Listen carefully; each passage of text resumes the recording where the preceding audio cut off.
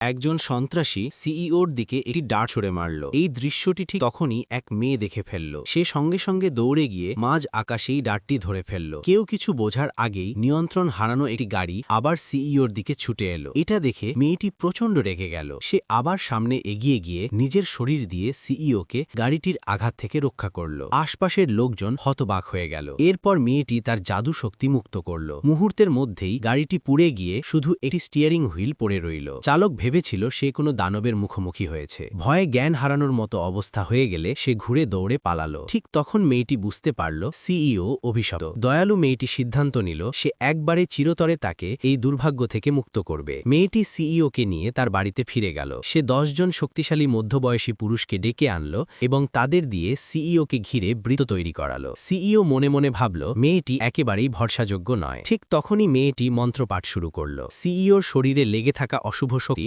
সঙ্গে সঙ্গে তার মাথার ওপর ভেসে উঠল। চারপাশের পুরুষরা তাদের শক্তি সিইওর শরীরে প্রবাহিত করতে লাগল। মেয়েটি আবার মন্ত্র উচ্চারণ করল। সে এক প্রাচীন দেবীকে আহ্বান করল। দুজনে মিলে সিইওর ওপর থাকা অভিশাপ ভেঙে দিল। অভিশাপ কাটেই সিইও তাড়াতাড়ি হাঁটু গেড়ে বসে মেয়েটির হাত চুম্বন করে কৃতজ্ঞতা জানালো। মেয়েটি বিরক্ত হয়ে নিজের হাত টেনে নিল। ঠিক তখনই সে আবার অনুভব করল সিইওর বাবা বিপদের মধ্যে আছেন। সে দ্রুত সিইওকে নিয়ে ভবনের বাইরে গেল। কিন্তু মেয়েটির যাতায়াতের মাধ্যম দেখে সিইও পুরোপুরি হতভম্ব হয়ে গেল। ব্যাখ্যা করার সময় না পেয়ে মেয়েটি শুধু বলল খেলনা গাড়িটায় ওঠো। তারপর সে জোরে চিৎকার করল। খেলনা গাড়িটি ঝড়ের বেগে ছুটে চলল। এক পোর্শে চালক এটা দেখে হতভম্ব হয়ে গেল। সে বিশ্বাসই করতে পারছিল না যে এটি খেলনা গাড়ি তার পোর্শের থেকেও দ্রুত। অন্যদিকে সবাই ঘোষণা করে দিয়েছিল যে সিইওর বাবা মারা গেছেন। ঠিক সেই মুহূর্তে মেয়েটি খেলনা গাড়ি চালিয়ে সেখানে পৌঁছালো। সে গাড়ি থেকে লাফিয়ে নেমে সঙ্গে সঙ্গে বলল বৃদ্ধ মানুষটি মারা যাননি। সিইওর ছোট ভাই শুধু তার কথা বিশ্বাসই করল না, বরং দাবি করল যে তাদের বাবা অনেক আগেই মারা গেছেন এবং তার সব সম্পত্তি তাকেই দিয়ে গেছেন। উত্তরাধিকার কথাটা শুনেই মেয়েটি সব বুঝে গেল। সে সন্দেহ করল এসবই সিইওর ছোট ভাইয়ের সাজানো ষড়যন্ত্র।